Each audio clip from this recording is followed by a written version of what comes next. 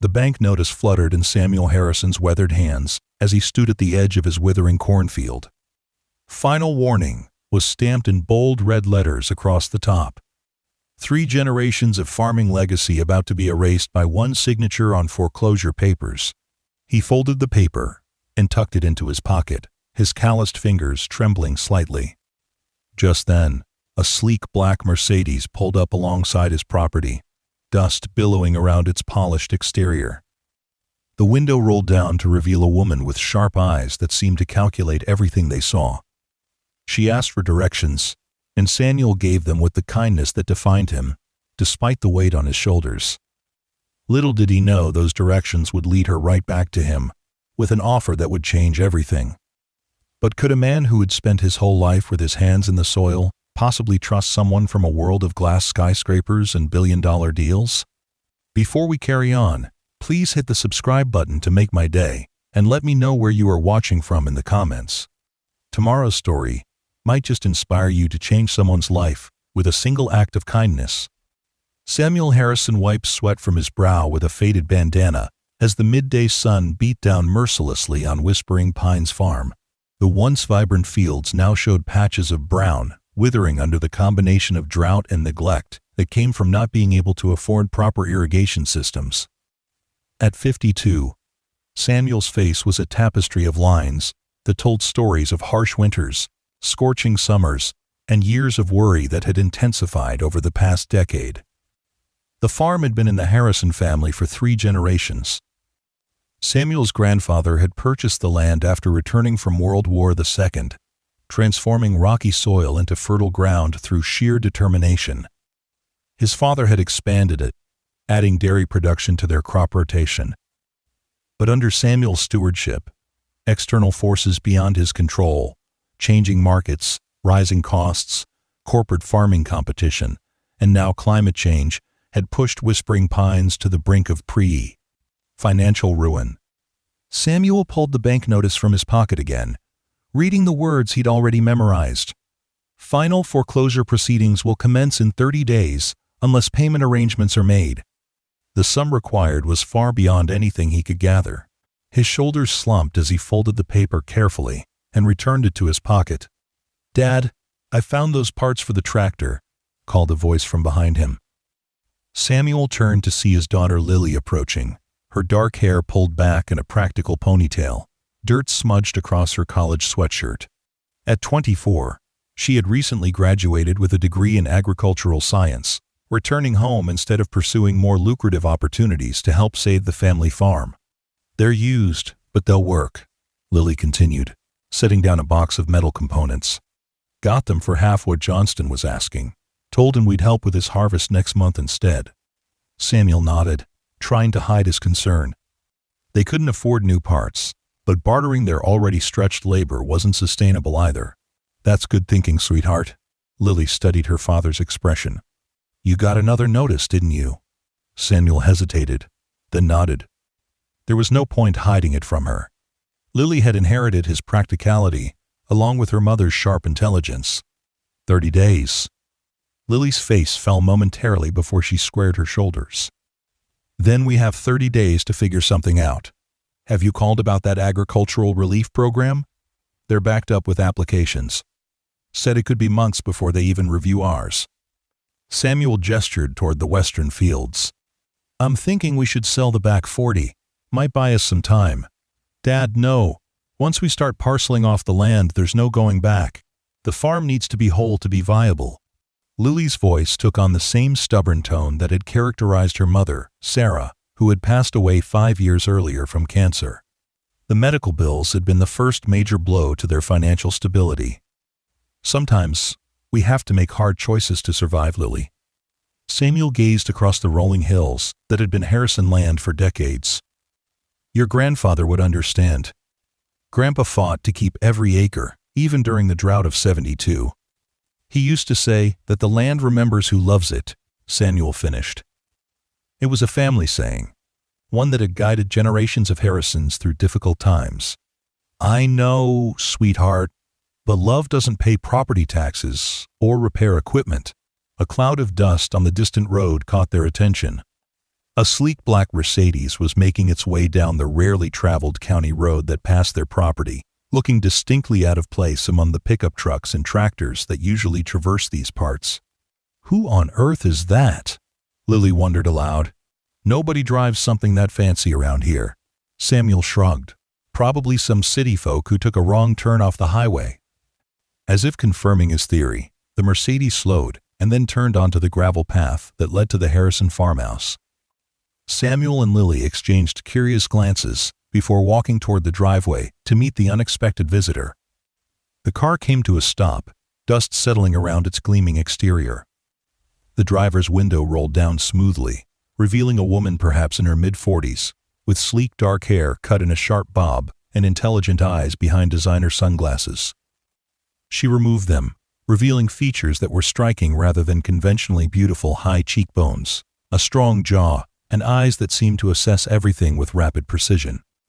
"Excuse me," she called out in a clear, confident voice that carried the crispness of urban efficiency.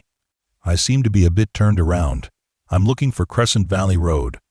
Samuel approached the car, automatically wiping his hands on his jeans, though there was little he could do about the ingrained soil that had become a permanent feature of his skin. "You're quite a ways off. Crescent Valley is about 15 miles east of here." The woman sighed. "That's what I was afraid of. My GPS directed me this way, but the signal dropped about 10 minutes ago." "That happens out here," Samuel said with a small smile. "Cell towers are as sparse as rain these days. Could you give me directions back to the main highway?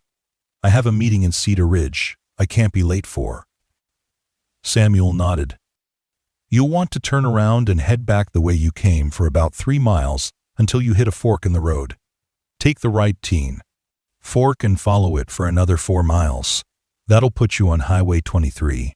Cedar Ridge is about 20 minutes north from there." End quote. The woman was typing the directions into her phone. "That's very helpful, thank you."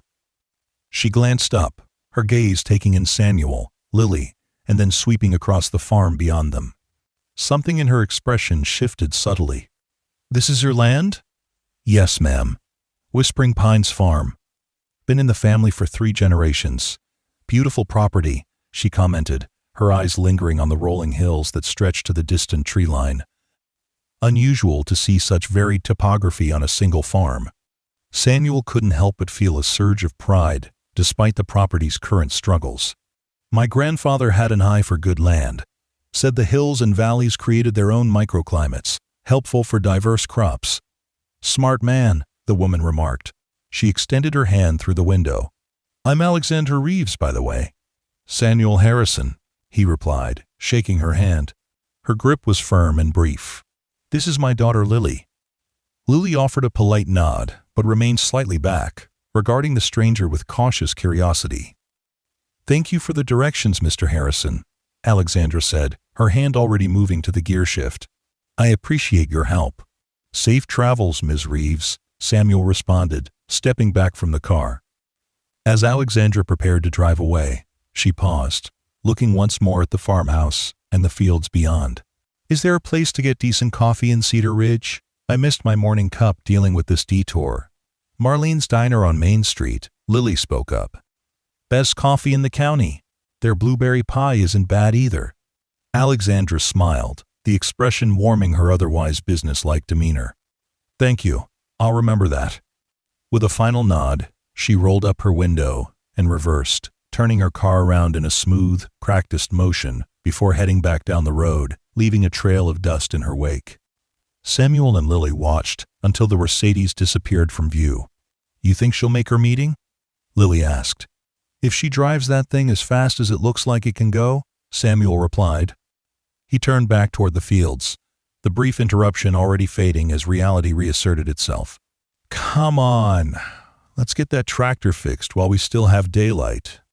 As they walked back toward the equipment shed, Louis cast a final glance at the road. "Wonder what someone like that is doing all the way out here in farm country." Samuel shrugged. "Business in Cedar Ridge," she said. "Probably something to do with those new developments they're putting in." She seemed interested in the farm. "Just being polite, I expect," Samuel said, already refocusing on the day's endless tasks. Folks like that don't have much reason to care about places like ours. Alexandra Reeves tapped her manicured fingers against the steering wheel as she followed Samuel Harrison's directions.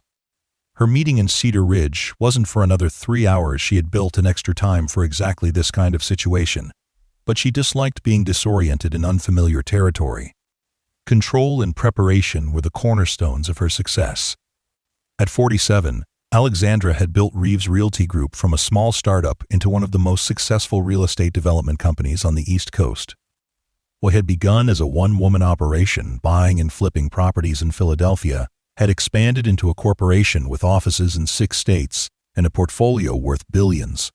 Her latest venture, which brought her to this rural part of the state, involved identifying overlooked areas with development potential.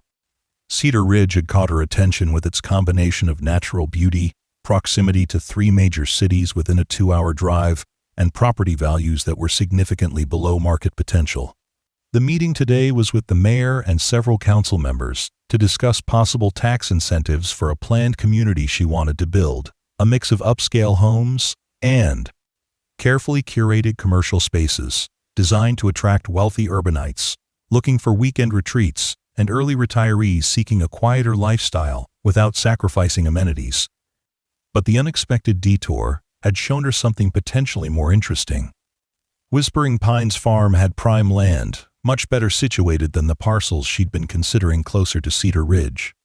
The very topography the farmer had mentioned would allow for spectacular views from multiple building sites. The pristine state of most of the acreage would appeal to eco-conscious buyers willing to pay premium prices. And most telling of all, Alexandra had recognized the signs of financial distress immediately: the equipment that needed repairs, the fields requiring investment, the subtle slump in Samuel Harrison's shoulders despite, quote, his obvious pride. Alexandra had built her business on recognizing opportunity, and she sensed a significant one here. She reached the highway and turned north toward Cedar Ridge, her mind already calculating possibilities. The trick would be determining exactly how desperate the Harrisons were, what the property was worth, and how to approach an offer that would benefit her company while appearing generous to the sellers. It was a delicate balance she had perfected over the years. Following Lily Harrison's recommendation, Alexandra stopped at Marlene's Diner in Cedar Ridge. The place was a perfectly preserved slice of Americana red vinyl booths, chrome accents, and the aroma of coffee and comfort food. She took a seat at the counter, ordered coffee, and on impulse, a slice of the recommended blueberry pie.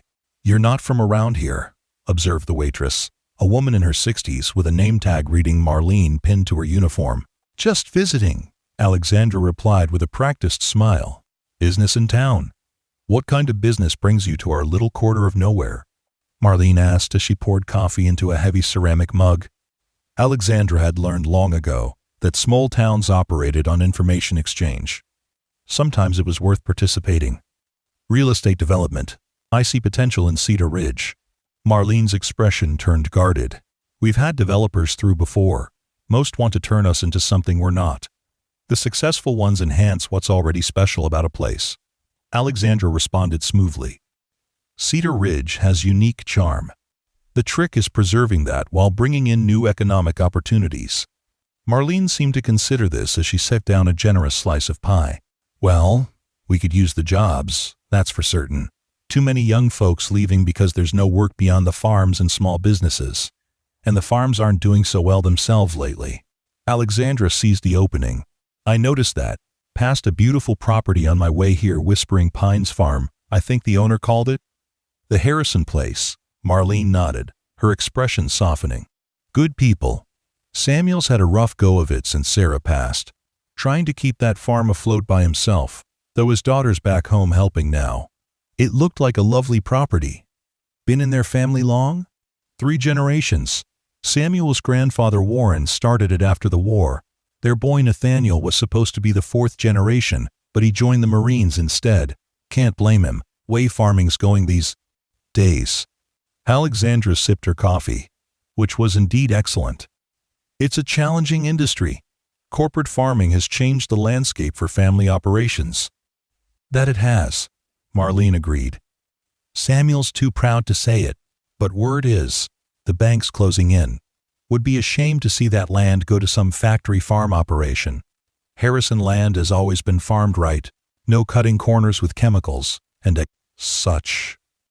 Sometimes change is inevitable, Alexandra commented neutrally. The question becomes, what kind of change? Marlene gave her a shrewd look. I suppose that's where folks like you come in, deciding what becomes of places like this.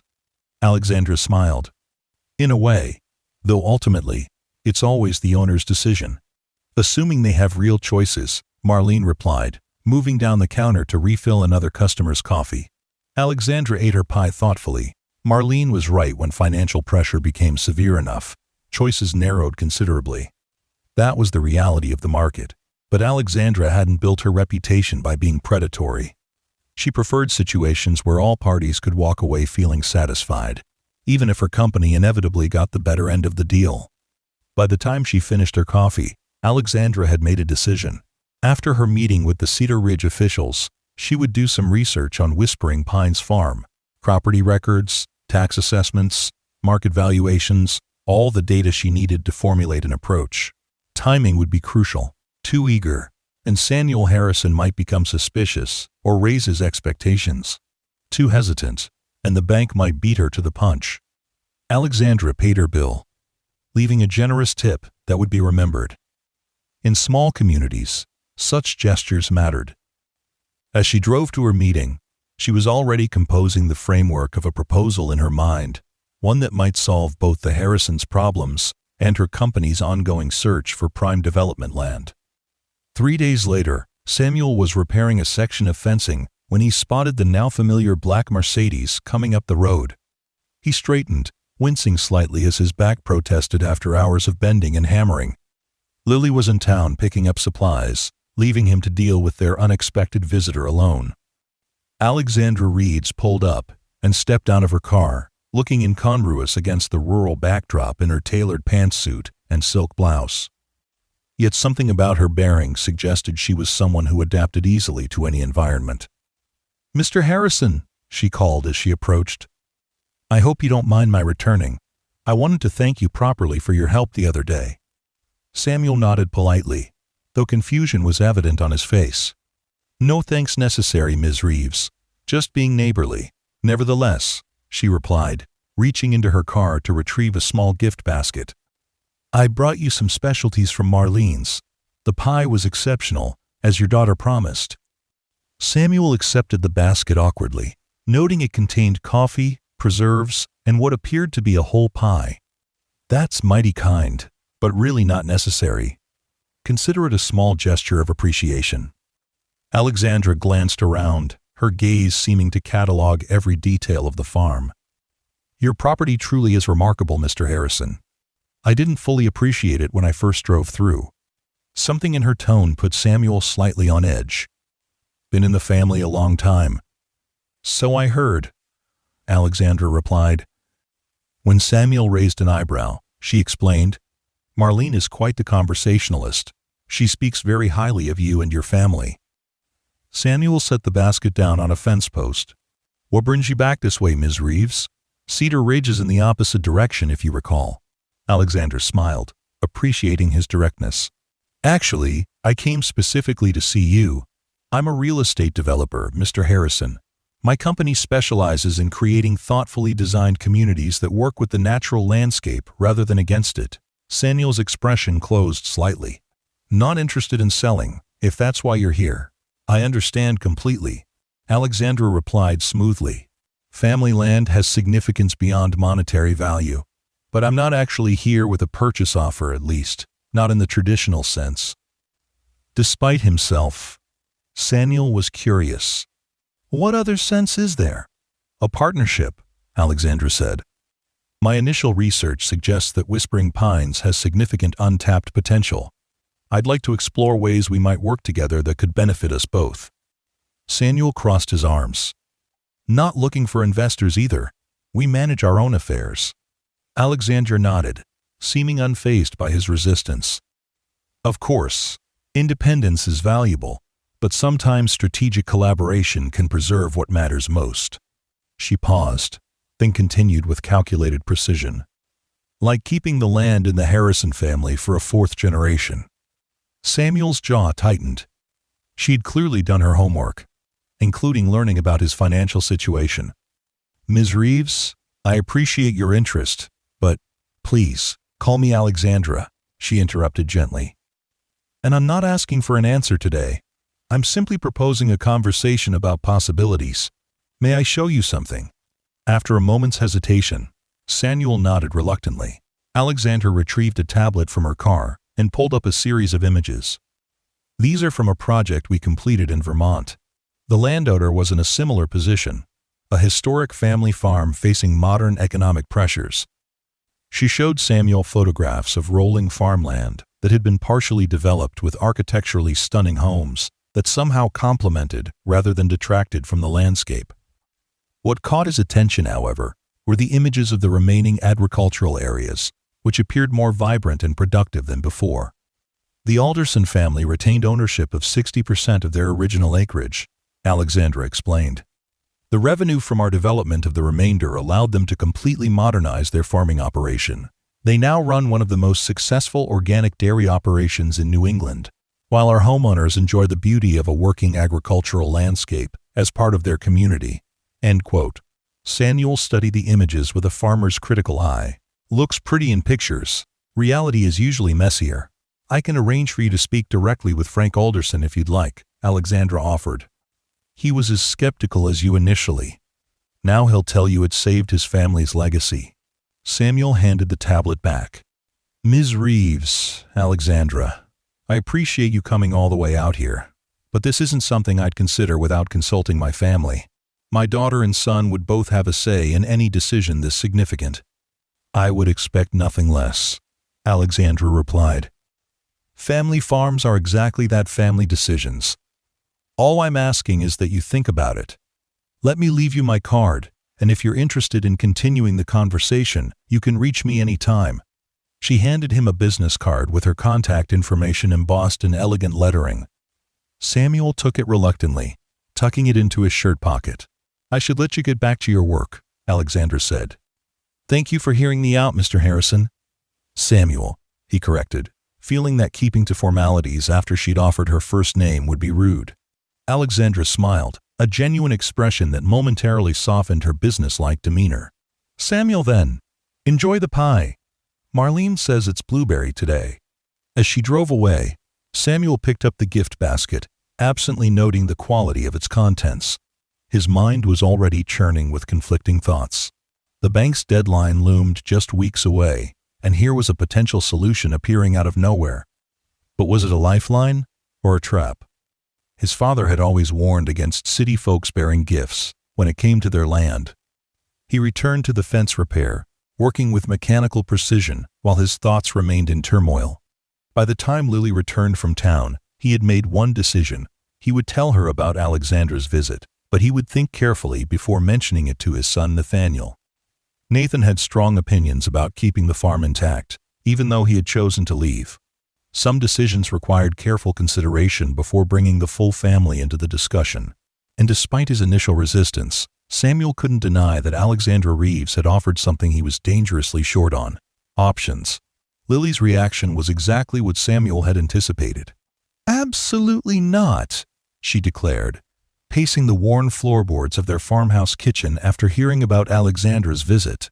Dad, these developers are all the same. They come in with pretty pictures and promises. The next thing you know, we're watching bulldozers tear up land that's been in our family for generations. Samuel sighed, rubbing his temple where a headache was forming. I didn't agree to anything, Lily. Just listen to what she had to say. Even entertaining the idea is dangerous, Lily insisted. She stopped pacing and leaned against the counter, her expression softening slightly. I know things are tough right now, but there have to be other options. Such as? Samuel asked quietly. The agricultural relief program is backed up for months. The bank won't extend our deadline. The crops won't bring in enough this season, even if we had a miracle rainfall tomorrow. What exactly do you suggest we do? Lily looked away, unable to provide an immediate answer. The harsh reality of their situation hung in the air between them. Have you told Nathan? she finally asked. Samuel shook his head. Not yet. Thought we should discuss it first, you and me. He's got enough on his plate with his deployment ending and transition coming up. Nathaniel Harrison, Samuel's only son and Lily's older brother by 2 years, was completing his final tour with the Marines. He had joined 8 years ago, partly out of patriotism and partly because he had seen the writing on the wall for small family farms. His decision had created tension with Samuel, who had always assumed his son would eventually take over the farm. He needs to know, Lily said firmly. This affects his inheritance too. What inheritance, Lily? Samuel's voice rose slightly with frustration. If we lose the farm to foreclosure, there won't be anything to inherit except debt and regrets. The bluntness of his statement hung in the air. Lily blinked rapidly, fighting back tears. I'm sorry, Samuel said more gently. I don't want to be harsh, but we need to be realistic. Nathan chose his path. You came back to help, and I'm grateful beyond words for that, but I can't expect either of you to sacrifice your futures for land. That may not be viable anymore. Lily crossed the kitchen and placed a hand on her father's shoulder. This farm isn't just land, Dad. It's who we are. It's the place Mom loved. It's where we scattered her ashes, by the willow tree where you proposed to her. How can we even think about letting strangers build houses there? Samuel covered her hand with his own. Your mother would have said the same thing you're saying now, but she also would have wanted us to survive, to adapt. He paused, choosing his next words carefully. Alexandra mentioned something called a conservation development. Part of the land would remain agricultural, protected from future development. We'd retain ownership of that portion, and sell the rest to become another cookie-cutter subdivision? Lily's tone was skeptical. I don't know all the details yet, Samuel admitted.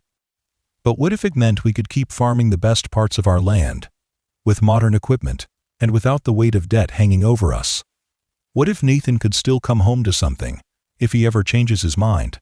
What if you could implement some of those sustainable farming techniques you studied in college, instead of us just scraping by year after year? Lily was quiet for a long moment, considering her father's words. You really think this developer would allow that? They're not exactly known for their generosity. I don't know, Samuel said honestly. But Alexandra Reeves didn't strike me as typical. She talked about partnership, not just purchase. Said she could put us in touch with another family who did something similar. It could be a sales tactic, Lily pointed out. Could be, Samuel agreed. But does it hurt to listen? To explore the possibility? The bank's deadline isn't moving, Lily. We're running out of time and options. Lily sighed deeply. I still think we should talk to Nathan before pursuing this any further. I'll call him tomorrow, Samuel promised. But try to keep an open mind, sweetheart. Change isn't always loss. Sometimes it's survival. Lily nodded reluctantly. I'll try, Dad. But I want to be involved in any further discussions with Ms. Reeves. I have questions she needs to answer. Wouldn't have it any other way, Samuel assured her, feeling a surge of pride in his daughter's protective instincts and sharp mind. If they did end up dealing with Alexandra Reeves, Lily would ensure they weren't taken advantage of. Later that night, after Lily had gone to bed, Samuel sat on the porch swing that had been his thinking spot for decades. The night air carried the scent of earth and growing things, overlaid with a hint of rain that probably wouldn't materialize. The farm stretched before him, silvered by moonlight, beautiful despite its struggles. He pulled Alexander's business card from his pocket, turning it over in his fingers thoughtfully. The sensible course would be to wait until after speaking with Nathan tomorrow. But Samuel had a nagging fear that delay only reduced their already limited options. Making a decision, he pulled out his cell phone and dialed the number on the card. Alexandra answered on the third ring, her voice alert despite the late hour. Alexandra Reeves speaking. Ms. Reeves, this is Samuel Harrison. Hope I'm not calling too late. Not at all, Samuel. I'm glad to hear from you. Her tone conveyed genuine pleasure rather than mere professional courtesy. I've been thinking about your visit today, Samuel began, choosing his words with care. My daughter Lily and I discussed it. She has reservations, as you might expect. My son Nathan doesn't know yet he's finishing a military deployment. Family farms involve family decisions, Alexandra acknowledged. I respect that completely. Samuel took a deep breath. We'd like to learn more. No commitments, just information. If you're willing to share details about how this partnership might work, we're willing to listen. I appreciate your openness, Alexandra replied. How about this? I can come by the day after tomorrow with some preliminary concepts tailored specifically for Whispering Pines. Would that work for you and Lily? That would be fine, Samuel agreed. Mid-morning would be best. Farm days start early. I remember, Alexandra said with a hint of warmth in her voice. My grandparents had a small orchard in upstate New York. Not quite the same scale as your operation, but I recall those dawn wake-up calls. The personal detail surprised Samuel. Somehow, he hadn't imagined Alexandra Reeves with rural roots. Apples? He asked. And pears. Nothing fancy, just enough to sell at local markets. My first job was sorting fruit in the barn each autumn. Samuel found himself smiling slightly. Mine was collecting eggs. Couldn't have been more than 5 when my grandfather decided I was old enough for the responsibility. Those early lessons stay with us, Alexandra observed. I'll see you day after tomorrow then. Around 10? We'll be here, Samuel confirmed. As he ended the call, he wasn't sure if he felt relief or apprehension. Perhaps both. But for the first time in months, he also felt something that had been notably absent from his life. Possibility. Alexandra arrived precisely at 10 o'clock 2 days later, dressed more casually than on her previous visits in slacks and a simple blouse, though her footwear still wasn't suited for farm terrain. She carried a leather portfolio and greeted Samuel and Lily with professional warmth. They settled around the kitchen table, where generations of Harrisons had made farming decisions. The space was worn but immaculately clean, with touches of Sarah Harrison's decorating still evident in the curtains and the collection of blue willow plates displayed on an open shelf. Thank you both for agreeing to this meeting, Alexandra began, opening her portfolio. I want to emphasize that everything we discussed today is exploratory. My goal is to show you possibilities, not pressure you toward any particular decision. Lily sat with arms crossed, her expression guarded but attentive. You mentioned a partnership model. What exactly does that mean in practical terms? Alexandra nodded appreciatively at the direct question. In traditional development scenarios, a company like mine would simply purchase the land outright and proceed with our plans. The former owners would have no further involvement or benefit beyond the initial sale. She spread out several documents on the table. What I'm proposing is different. Reeves Realty Group would form a limited liability company with the Harrison family as partners. You would contribute a portion of your land, not all of it as your investment in the venture. We would contribute capital, development expertise, and marketing resources. Samuel leaned forward slightly. What portion of the land are we talking about? Based on my preliminary analysis, I believe we could create an exceptional development using approximately 60% of your current acreage, primarily the bow, eastern, and southern sections. Alexandra indicated areas on a satellite map of the property. The most productive agricultural land would remain under your direct control and operation. Lily frowned. Those eastern acres include some of our best soil. True, Alexandra acknowledged. But they also offer the topography and views that would allow us to command premium prices for home sites. Higher revenue means more resources flowing back to the agricultural operation. She turned to another document. Here's the financial structure I envision. The Harrison family would retain 100% ownership of the remaining 40% of the original property. Additionally, you would hold a 25% stake in the development company. That means you would receive a quarter of all profits from lot sales and ongoing community fees. End quote. Samuel's eyebrows rose. That's more generous than I expected. It's not generosity, Alexandra clarified. It's good business. Your family's long-standing connection to this land adds authenticity and value to the development. Buyers increasingly want a DAO, connection to place and history. The Harrison family continuing to farm adjacent land creates exactly the kind of story and experience our target market desires. Lily's expression remained skeptical. So we become a quaint backdrop for wealthy weekenders? Alexandra met her gaze directly. You become partners in a sustainable model that allows agricultural tradition to continue alongside thoughtful development. The alternative, as I understand it, is potential foreclosure and corporate acquisition of the entire property. The blunt assessment hung in the air. Samuel broke the tension. You mentioned the Vermont project had agricultural components. How would that work here? Alexandra seemed pleased by the question. The development would include community gardens, walking trails connecting to the working farm areas, and a small market where you could sell produce directly to residents. We would also establish covenants that protect agricultural views and operations, meaning future homeowners couldn't complain about typical farming activities. She turned to another page. But most significantly, the capital generated would allow you to transition the remaining farmland to higher value, sustainable production, based on soil analysis and market research. I believe specialized organic crops, potentially combined with agritourism components, would be ideal for this property. Lily uncrossed her arms, her interest visibly piqued, despite her reservations. What kinds of crops are you thinking? Specialty produce for farm-to-table restaurants in the surrounding cities, heritage varieties that command premium prices, possibly a small vineyard on the western slopes. Alexandra pointed to specific areas on the map. With modern irrigation systems, organic certification, and direct marketing channels, the per acre revenue could increase tenfold over conventional commodity crops. Samuel exchanged glances with Lily. They had discussed similar transitions for years but lacked the capital to implement them. This all sounds impressive on paper, Samuel said carefully. But farming isn't just about maximizing profit. There are practical considerations: water rights, access routes, buffer zones between operations. Alexandra nodded. All crucial details that would be addressed in the formal agreement. We would ensure your agricultural operations have priority access to essential resources.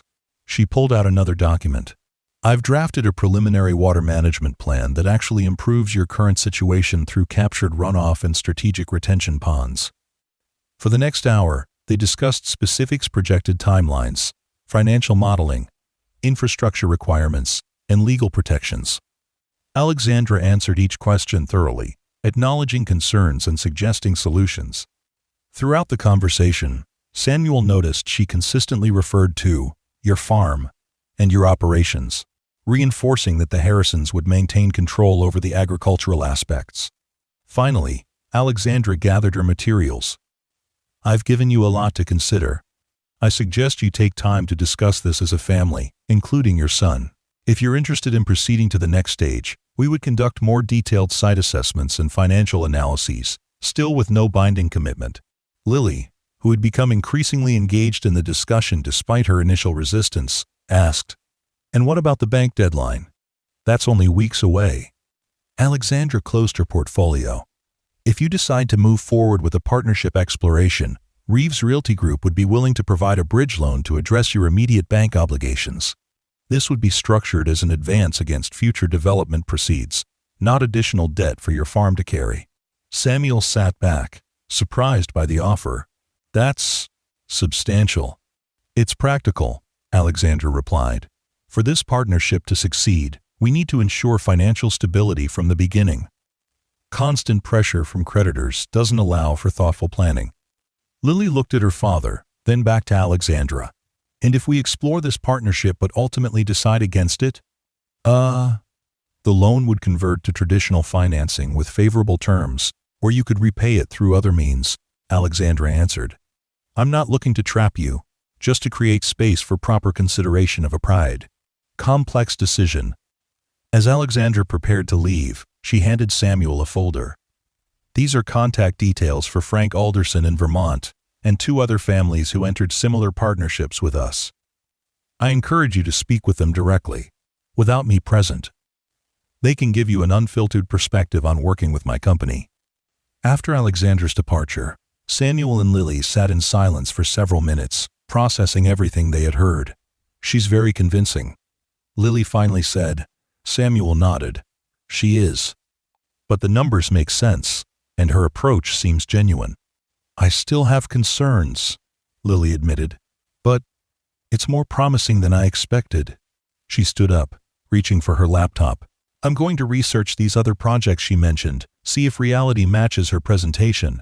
Good idea, Samuel agreed. I need to call Nathan tonight.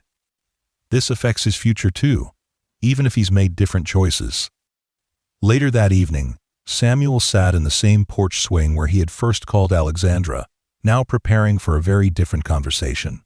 The video call connected, showing his son's face on the small screen. Though only 26, Nathan Harrison's expression carried the maturity that military service often accelerates.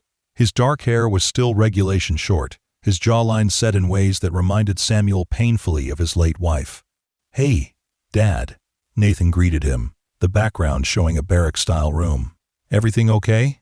You don't usually call midweek. Samuel took a deep breath. Things are complicated, son. We need to talk about the farm. Nathan's expression immediately tensed. The bank again? Partly, Samuel acknowledged. But there's a new development, literal development, as it happens. A real estate investor has approached us with a partnership proposal. I need to fill you in, because this affects you too. For the next 20 minutes, Samuel explained Alexandra's visit and proposal, trying to present the information as neutrally as possible, despite his growing inclination toward considering it seriously. Nathan listened mostly in silence, his expression progressively darkening. So you're thinking of selling out? Nathan finally said, his tone flat. Samuel winced at the characterization. That's not how I see it, Nathan. We're exploring a way to save what matters most about this place. By carving it up for rich city people's vacation homes? The bitterness in Nathan's voice was palpable. Grandpa and great-grandpa would be heartbroken.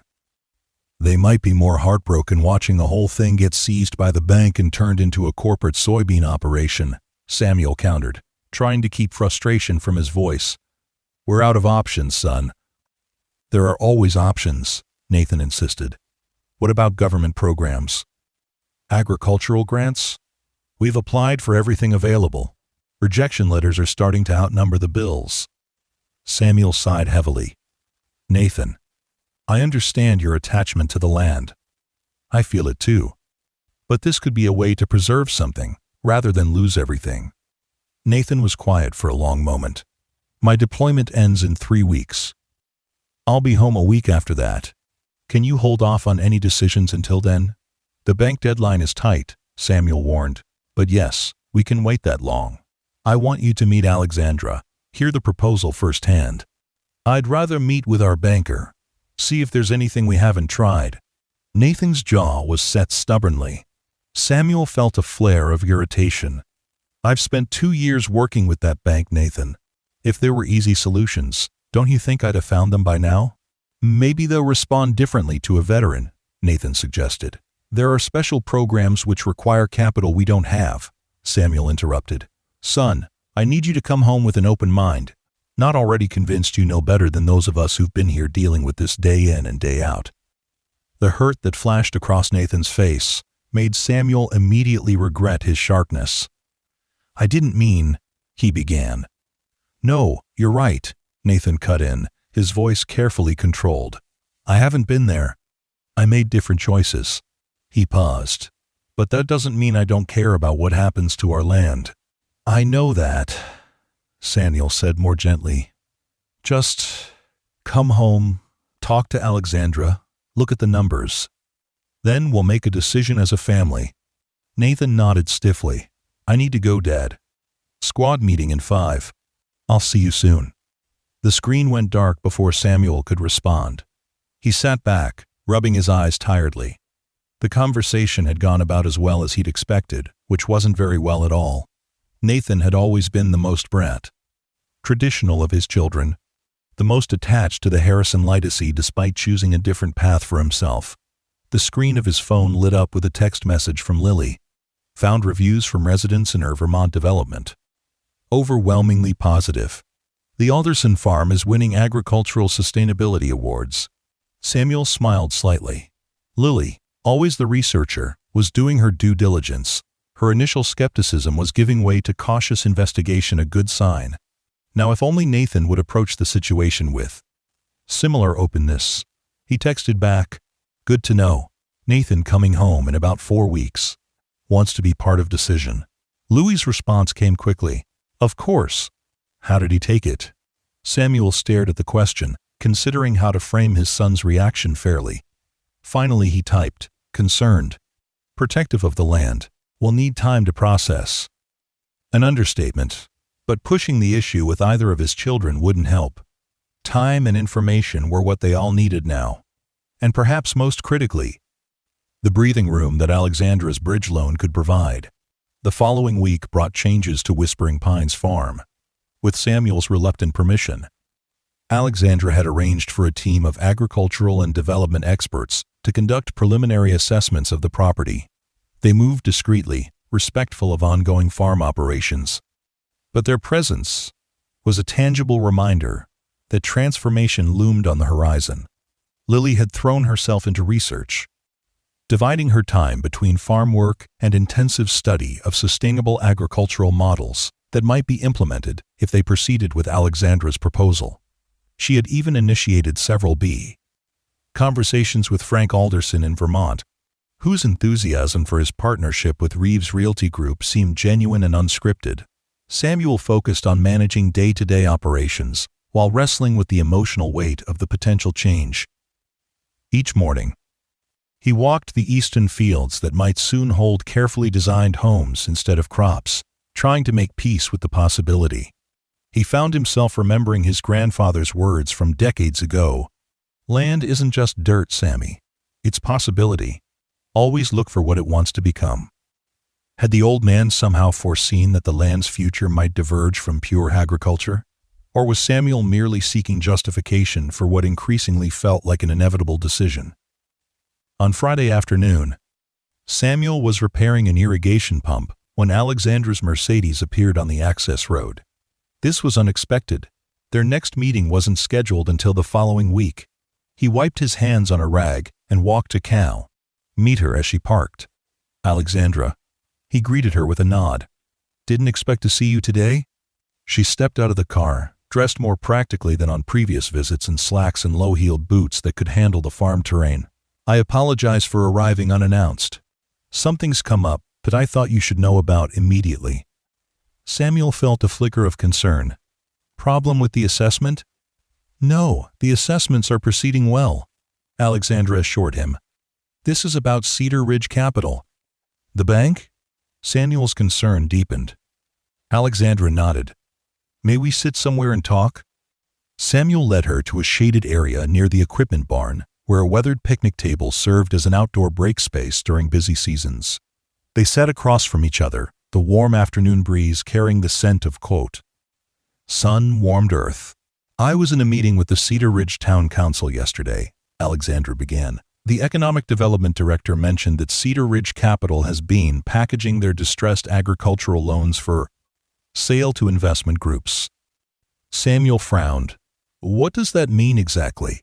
It means the bank is likely selling your mortgage along with others to a company that specializes in acquiring troubled assets, Alexandra explained.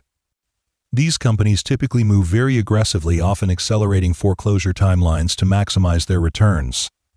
They can change our deadline? Samuel asked, alarm evident in his voice. Potentially.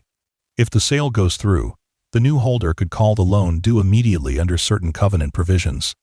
Alexandra's expression was sympathetic but direct. I have a contact at Cedar Ridge Capital who confirmed your loan is in the package being sold. The transaction could close as early as next week. Samuel felt a cold weight settle in his stomach.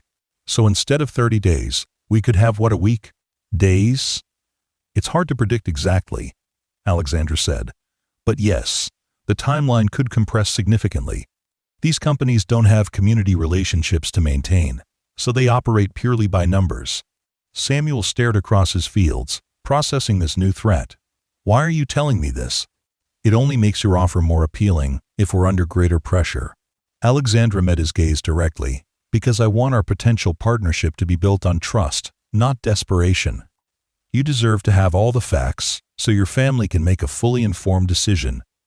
Samuel studied her face, looking for signs of manipulation, but finding only what appeared to be genuine concern. I appreciate the information, he finally said.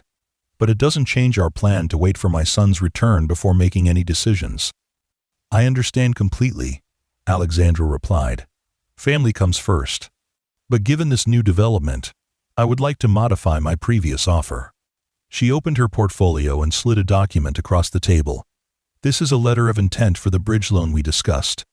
It would allow you to pay off Cedar Ridge Capital immediately, removing the threat of accelerated foreclosure."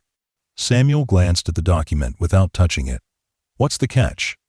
"No catch," Alexandra said. "The loan terms are exactly as I described before. The only difference is timing. By securing this now, you create space for your family to make decisions without a sword hanging over your heads. And if we ultimately decide against the partnership, the loan converts to conventional financing as discussed, or you're free to refinance with another institution." Alexandra pointed to a section of the document. "This paragraph explicitly states that accepting this bridge financing creates no obligation to proceed with any development partnership."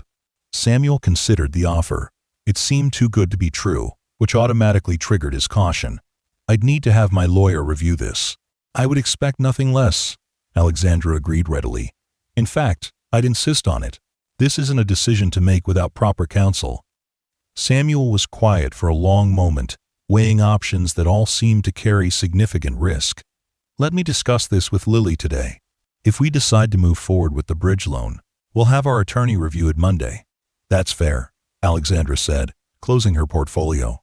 "Just be aware that these asset sales do move quickly. The sooner you can make a decision about the loan, the better your position will be." As they stood to conclude their impromptu meeting, Samuel found himself asking a question that had been lingering in his mind. "Why us, Alexandra? There must be dozens of struggling farms in this region. What made you focus on Whispering Pines?" Alexandra considered the question carefully before answering. "Initially, it was purely business. Your property has exceptional natural features that align with our development approach. But after meeting you," she paused, seeming to choose her words with care, "I recognized something familiar.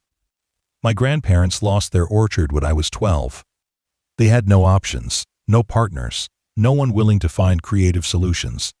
Just a bank that foreclosed, and a developer who bulldozed every tree to build a strip mall." Her expression held a hint of old pain. "That experience shaped my approach to development. I believe there are ways to create change that honor what came before. Your farm deserves that chance." Samuel was surprised by the personal revelation. "I'm sorry about your grandparents' orchard." "It was a long time ago," Alexandra replied with a small smile, "but some lessons stay with us." As she drove away, Samuel remained at the picnic table, turning over both the immediate threat and the potential solution in his mind. The thought of some faceless investment company accelerating their foreclosure churned his stomach. Yet accepting Alexandra's bridge loan would be a significant step toward the partnership she proposed. He pulled out his phone to call Lily. Whatever they decided, time was rapidly becoming their scarcest resource. Monday morning found Samuel and Lily in the office of James Whitaker, the attorney who had handled Harrison family legal matters for 20 years. The small conference room in Cedar Ridge felt overly formal with its dark wood paneling and leather chairs, a stark contrast to the pragmatic simplicity of farm life. James adjusted his reading glasses as he finished reviewing Alexandra's bridge loan documents. "Well," he said finally, looking up at Samuel and Lily, "I have to say, this is one of the more borrower-friendly agreements I've seen in recent years." "No hidden traps?" Samuel asked, unable to fully shed his wariness. "None that I can identify," James confirmed. "The terms are exactly as you described: favorable interest rate, flexible repayment options, and most importantly, no obligation to proceed with any development partnership." Lily leaned forward. "What about collateral?" "The farm is already leveraged to Cedar Ridge Capital. The loan would satisfy that existing mortgage, with Reeves Realty taking a first position lien instead," James explained. "But critically, the default provisions are much more lenient than your current loan. You'd have significantly more protection against foreclosure." Samuel nodded slowly. "And your opinion on the larger partnership concept?" James removed his glasses, carefully cleaning them with a handkerchief, a habit that Samuel knew indicated thoughtful consideration. I'd need to see the full partnership agreement to give a complete assessment. But based on the preliminary materials Ms. Reeves provided, it appears to be a genuine offer to create mutual benefit rather than simply acquire your property at a discount. That's consistent with what we found in our research, Lily added. The Vermont project specifically has been well documented in agricultural journals. The Alderson farm is actually more profitable now than before the development. James nodded. I took the liberty of making some inquiries with colleagues who've dealt with Reeves Realty Group. Their reputation is solid, known for honoring commitments and taking a longer-term view than most developers. So you think we should accept the bridge loan? Samuel asked directly. That's ultimately your decision. James replied diplomatically. But from a legal perspective, it provides immediate relief from your most pressing concern, while creating space for more deliberate decision-making about the larger opportunity. Samuel exchanged glances with Lily, reading similar thoughts in her expression. After their conversation on Friday, they had spent the weekend researching Cedar Ridge Capital's loan sale and confirmed Alexandra's information. The threat of accelerated foreclosure was real and imminent. What about Nathan? Lily asked quietly. He still wants to be part of this decision. The bridge loan doesn't commit us to the development, Samuel reminded her. It just buys us time to make that choice as a family, without the bank breathing down our necks. James interjected gently. If I may offer an observation, accepting this financing actually preserves Nathan's ability to participate in the larger decision. If your loan is called due before his return, you might have no choice but to accept whatever options remain available, however limited they might be. Lily nodded slowly. That makes sense. She turned to her father. I think we should do it, Dad. Secure the loan now, then wait for Nathan to discuss the partnership. Samuel felt relief wash through him. Having Lily's support made the decision feel less like capitulation and more like a strategic choice. I agree. Let's proceed with the bridge loan. James smiled slightly. I thought you might come to that conclusion. I've prepared the necessary paperwork, should you decide to move forward. He retrieved a folder from his briefcase. You'll need to sign here and here, then I can handle the filing in coordination with Ms. Reeves' attorneys. As they completed the paperwork, Samuel felt a weight lifting from his shoulders, not entirely, but significantly. For months, every decision had been made under the oppressive shadow of imminent financial disaster. Now, at least temporarily, they had breathing room to consider their future more deliberately. After leaving the attorney's office, Samuel called Alexandra to inform her of their decision. Her response was professional, but warmly appreciative of their trust. She assured him that her team would expedite the loan processing to ensure it was completed CAS. Before Cedar Ridge Capital could finalize their loan sale, the drive back to Whispering Pines was quieter than the journey into town had been. Both Samuel and Lily seemed lost in private thoughts about what this first concrete step might mean for their future. You know, Lily finally said as they turned onto the gravel road leading to the farm, I've been thinking about those sustainable agriculture models Alexandra mentioned, the ones her experts said would work well on our western acreage. Samuel glanced at her, noting the spark of enthusiasm in her expression. The specialty crops? Not just that, Lily continued. The integrated approach crops, education, direct marketing. It's actually similar to what I wrote my senior thesis about, but I never thought we have the capital to implement anything like it. Samuel felt a smile tugging at his lips. Despite her initial resistance, Lily's innovative mind was already engaging with the possibilities. Your mother always said you had the vision to bring this place into the future. She'd be proud to see you thinking this way. Lily's eyes glistened briefly. I just wish Nathan could see the potential too. He's so focused on preserving the past that he might miss the chance to secure the future. Given time, Samuel advised. Nathan loves this land as much as any of us. Once he understands the full situation, he might surprise you. As they crested the final hill, Whispering Pines Farm came into view, its fields stretching toward the horizon under the afternoon sun. For the first time in years, Samuel looked at his land and saw not just mounting problems, but emerging possibilities. Whenever came next would bring profound change. But perhaps change was exactly what triggered. The Harrison legacy needed to endure. The 3 weeks until Nathan's return passed with surprising speed. The bridge loan from Reeves Realty Group was processed efficiently, paying off Cedar Ridge Capital just days before the loan sale was finalized. Samuel received confirmation that the farm's mortgage was now held by RRG Holdings, with significantly more favorable terms than their previous financing. With the immediate financial threat neutralized, Samuel and Lily had space to consider Alexandra's partnership proposal more thoroughly. They requested and received detailed financial projections, development timelines, and comprehensive plans for the agricultural components. Alexandra's team was responsive and transparent, providing information without applying pressure for decisions. Lily had thrown herself into researching sustainable farming models, consulting with agricultural extension experts, and connecting with operators of similar ventures. Her initial skepticism had evolved into cautious optimism as she envisioned implementing techniques she had studied but never expected to apply at Whispering Pines. Samuel focused on practical preparations for Nathan's homecoming. His son had completed his final military processing and was officially a civilian again after 8 years of service. Their phone conversations had remained somewhat strained when discussing the farm's future, with Nathan maintaining his resistance to any development partnership, despite Samuel's explanations of the financial realities. The morning of Nathan's arrival dawned clear and mild. Samuel rose early as always, completing essential chores before driving to the regional airport 2 hours away. As he waited in the arrivals area, he felt the complex mixture of emotions that had characterized his relationship with his son in recent years: pride in the man Nathan had become, regret for the distance that had grown between them, hope that they might find common ground despite their different visions. When Nathan emerged through the security doors, Samuel was struck by how much older his son looked than the last time they'd been together.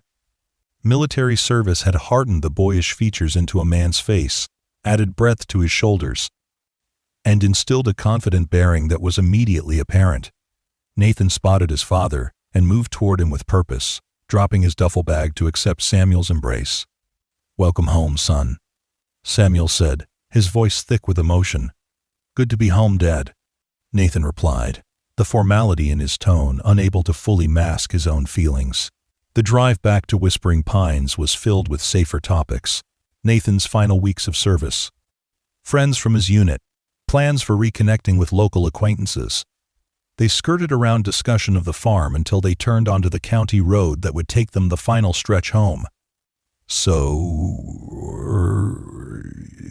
Nathan said, his voice carefully neutral, "how are things with the developer?" Samuel kept his eyes on the road. "Her name is Alexandra Reeves, and things are progressing. We accepted the bridge loan to avoid foreclosure, as I mentioned on the phone. That buys us time to consider the partnership without immediate pressure." Nathan nodded stiffly. "And Lily's on board with this plan now?" "She's researching it thoroughly," Samuel replied, looking at the agricultural components especially. "She's identified some interesting possibilities if we proceed." "If," Nathan emphasized. "Yes, if," Samuel agreed. "No final decisions have been made. We've been waiting for you to be part of that conversation." Nathan turned to look out the window as familiar landscapes rolled by. "I appreciate that. I know I haven't been here dealing with the day-to-day struggles." "You've been serving your country," Samuel said firmly. "That's nothing to apologize for." They lapsed into silence until the farm came into view. Nathan straightened in his seat, his eyes scanning the fields and buildings hungrily. Despite his years away, Samuel could see that his son's connection to the land remained powerful. "Looks the same," Nathan murmured, almost to himself. "On the surface," Samuel acknowledged. "But she's struggling, Nathan. The land, the equipment, all of it needs more than we've been able to give." Nathan didn't respond directly. "Is Lily at the house?" "She should be. She was making your favorite chili this morning, before I left." A ghost of a smile crossed Nathan's face. "Mom's recipe? As close as anyone can get to it," Samuel confirmed, turning onto the gravel drive that led to the farmhouse. Lily was waiting on the porch. bouncing slightly with poorly contained excitement. Despite their occasional differences, the siblings had always been close. As soon as the truck stopped, Lily ran to meet them, practically pulling Nathan from the passenger seat into a fierce hug. "Look at you, all grown up and important," she teased, though her eyes were suspiciously bright. "Look who's talking, Miss Agricultural Science," Nathan returned, ruffling her hair like he had when they were children. Samuel watched their reunion with a bittersweet smile. For a moment, time seemed to fold back on itself, and he could almost imagine Sarah standing beside him. Her hand slipped into his as they watched their children together. The illusion shattered when Nathan turned toward the house and asked, "When is the developer Alexandra coming to make her pitch?" Lily shot a quick glance at Samuel before answering, "Tomorrow afternoon. We thought you'd want a day to settle in first." "Fine." Nathan nodded. "That gives us time to talk, just the three of us." The rest of the day passed in a careful dance around the central issue. They shared a home-cooked meal, showed Nathan the minor changes around the farm, and caught up on family matters. But beneath the normal conversation ran an undercurrent of anticipation. Tomorrow would bring decisions that would reshape all their futures. After dinner, when Lily had gone upstairs to shower, Samuel and Nathan sat on the porch with glasses of the whiskey they reserved for special occasions. "I visited Mom's willow tree this afternoon," Nathan said after a period of comfortable silence. Samuel nodded. The massive weeping willow where he had proposed to Sarah decades earlier, and where they had scattered her ashes after cancer took her, was a sacred place for their family. "I still talk to her there sometimes." "Me too," Nathan admitted. "I asked her what she would think about all this." Samuel turned to study his son's profile, so like Sarah's in the fading light. "And what answer did you receive?" Nathan smiled slightly. "Nothing clear, just the wind in the branches." He sipped his whiskey. "But I did remember something she used to say when I was frustrated as a kid. Sometimes the way forward isn't what we expected, but that doesn't mean it's wrong." "Sounds like Sarah," Samuel agreed. "She was always better at embracing change than I was." "The thing is, Dad," Nathan continued, his voice dropping, "this land has been Harrison land for 3 generations. The thought of strangers building houses on it, changing it forever, it feels like failure." Samuel considered his response carefully. "I felt the same way at first, but have come to wonder if success might look different than what we've always imagined." He gestured toward the darkened fields. "Your great-grandfather didn't buy this land to create a museum frozen in time. He bought it to build a future for his family. Maybe honoring his legacy isn't about doing exactly what he did, but about ensuring the land continues to support Harrisons for generations to come." End quote. Nathan was quiet for a long moment. "I need to understand exactly what this partnership would mean, not just the financial aspects, but what happens to the land, to our home, to everything we've built here." "That's exactly what tomorrow's meeting is for," Samuel assured him. "Come with an open mind, ask hard questions, and then we'll decide together." "Together," Nathan agreed, raising his glass in a small toast. "To the Harrison legacy, whatever form it takes." Samuel clinked his glass against his son's. "To the legacy." As they sat in companionable silence watching stars appear in the evening sky, Samuel felt cautiously hopeful. Nathan's willingness to consider possibilities was a significant step. Tomorrow would reveal whether Alexandra's vision could align with the Harrison family's needs, not just for survival, but for a future worth building. Alexandra arrived precisely at the scheduled time the following afternoon.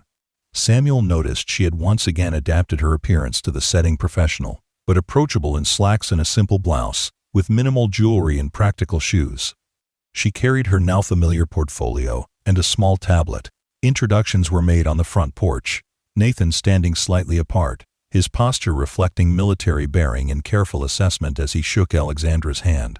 "Thank you for making time to meet so soon after your return," Alexandra said to him. "Your father speaks very highly of you." "I'm glad to be included in these discussions," Nathan replied formally. "This farm is my inheritance too, even if I chose a different path for now." Alexandra nodded, acknowledging the subtle claim of ownership in his statement.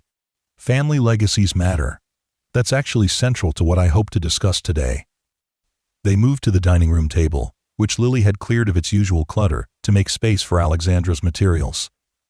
Samuel noticed the careful way Alexandra arranged her documents, ensuring everyone could see clearly from their positions around the table.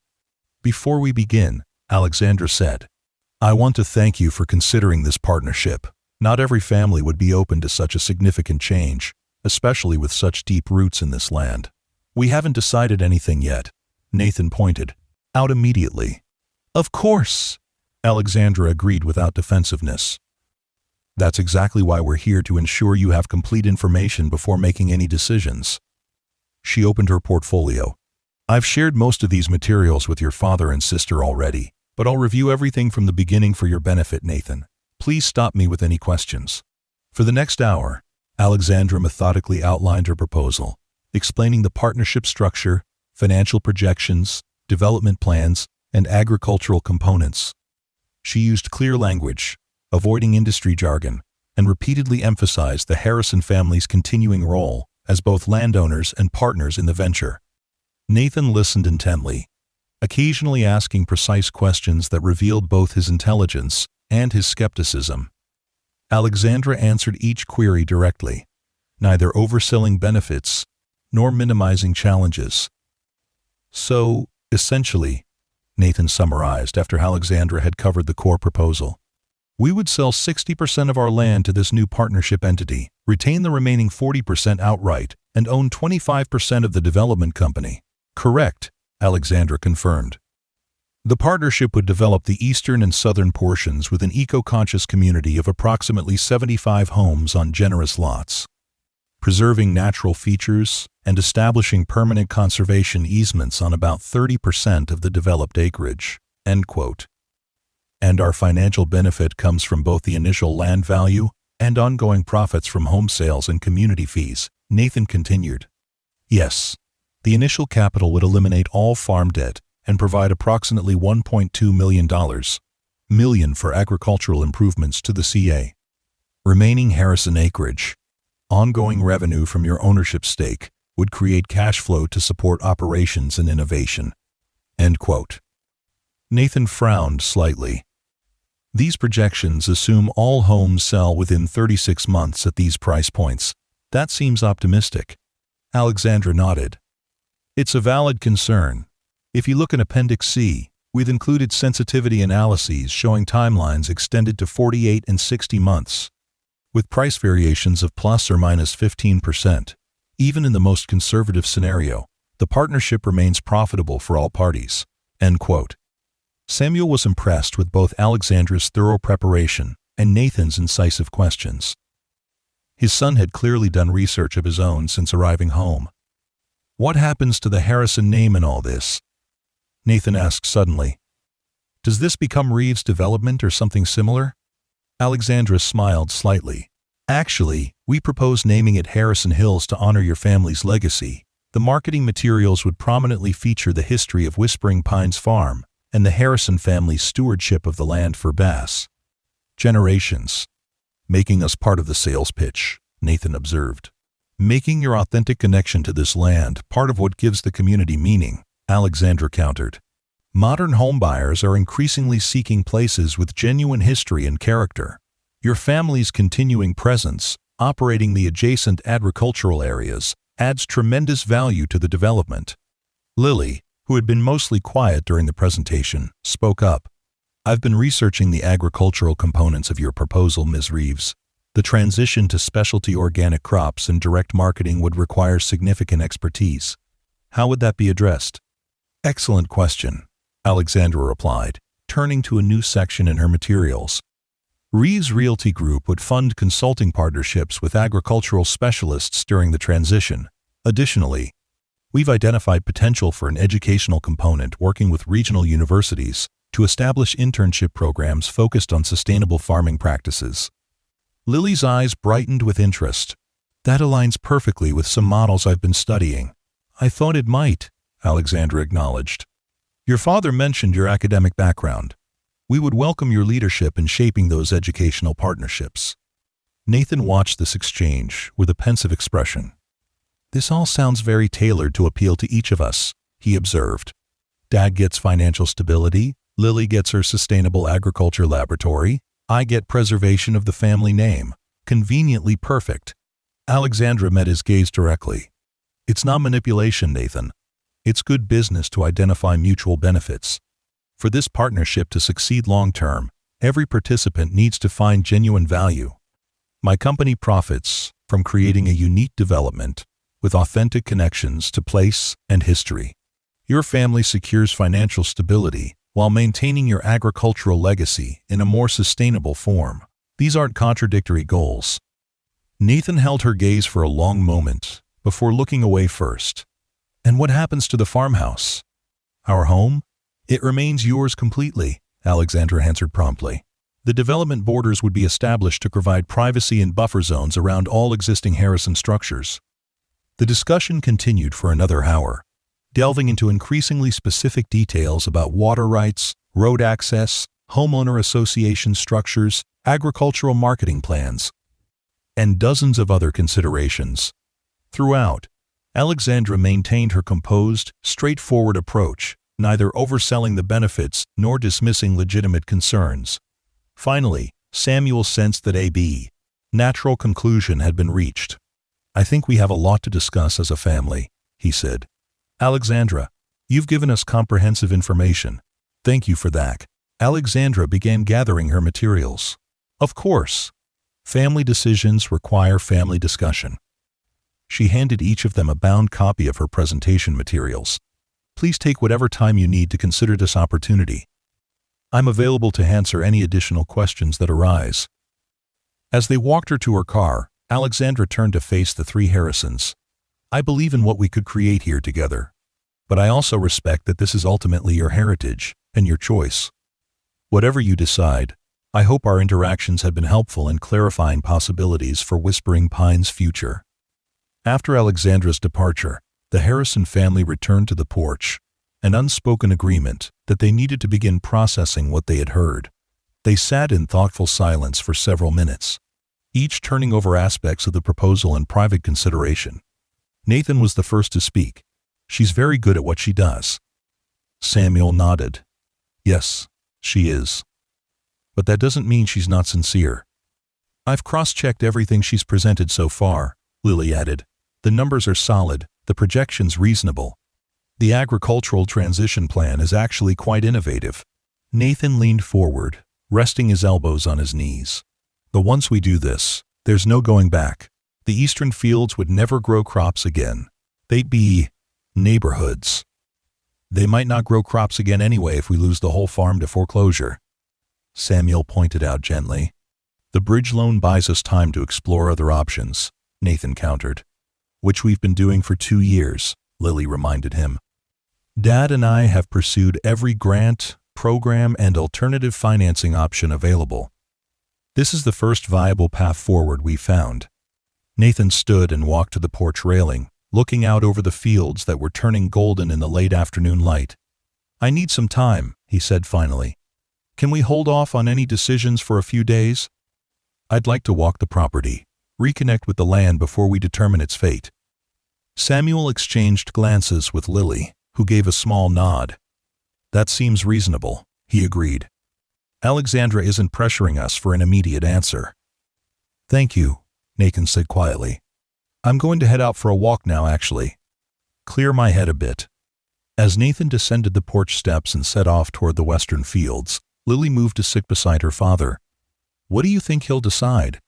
Samuel watched his son's receding figure. I'm not sure, but he deserves the space to come to his own conclusions. He patted Lily's hand. Nathan always connects with this place most deeply when he walks it alone. Let's give him that chance. Nathan's solitary figure grew smaller as he crossed the open field toward the tree line in the distance. His military posture gradually relaxed as he moved deeper into the familiar landscape of his childhood. This land had shaped him, even as he had chosen to leave it. Now it was asking him to help shape its future.